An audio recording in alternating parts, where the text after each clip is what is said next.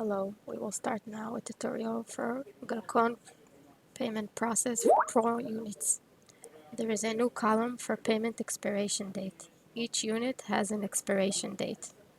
If date expired, the state of the unit will be expired. If the expiration date is in another 30 days, the state will be changed to expired soon, and all other state of units will be active. Unit with an expiration state cannot enter the unit. You must arrange the payment. You can arrange the payment from Pay button. Unit with expiration soon state is able to enter. And if the expiration date is in the 7 days, we'll get a pop-up message for reminder to go to payment. Continue to enter the unit, and now there's a new message for update firmware version if there's a new version for the controller.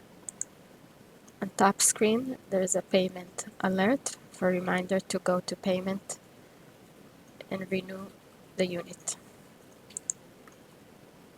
Also in cards view we have alert message of payment expired, and payment will expire soon, and with buttons to renew the payment for the unit. Each user has a new tab for payment.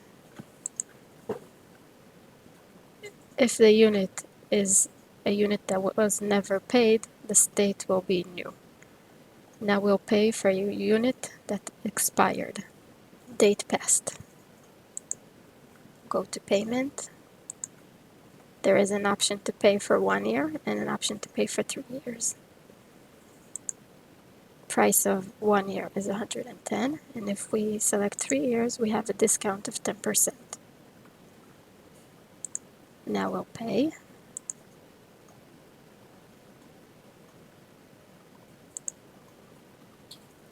Enter required fields. Insert credit card and press pay.